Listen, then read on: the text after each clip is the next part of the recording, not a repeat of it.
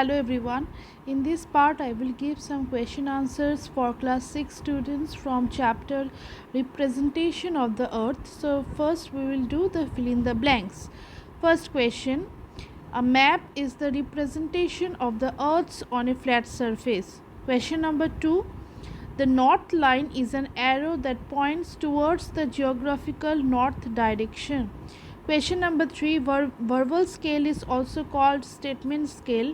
Question number 4: internationally accepted symbols that are used in a map is called conventional sign and symbol. And question number 5: the key or legend is like an index which explain patterns used on a map. Next, answer the following questions. Number 1: what is meant by the title of a map? Answer: the title of a map indicates the area and the information that is shown on a map. Example: political map. Question number 2: what are cardinal direction and intermediate directions? So the answer is the four cardinal directions are north, south, east and west, and the four intercardinal direction or intermediate directions are formed by the angle of the dissecting cardinal directions, that is northeast, southeast, northwest and southwest. Question number 3: what are large scale map? So the answer is the maps which show small areas with great details are called large scale map. Question number 4: how are colors useful for a map? Answer: in a map several colors are used to represent different features. These are: first, red, which represent different types of roads, settlements; then green, forest and vegetation; black, latitude, longitude, dry river, drainage pattern, boundary lines, places, man-made features, etc.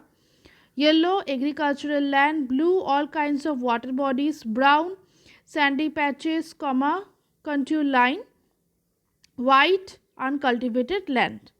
So this is the answer of question number 4. Now 5. What is sketch? Answer: it is a rough drawing based on observation and memory. This diagram I have given, so you can draw. Then differentiate. First question: differentiate between sketch and plan. So in the sketch you will write it is a rough drawing based on observation and memory, and plan you will write it is a detailed drawing of a horizontal section on a small area or on a large scale. On a small area on a large scale. Then I have given the two diagrams you can give. Then next question: political map and physical map. So political map we will write these maps contain information about states, its capital, state boundaries, international boundaries, etc. In the physical map you will write these maps contain information about physical features such as plain, plateaus, mountains and peaks.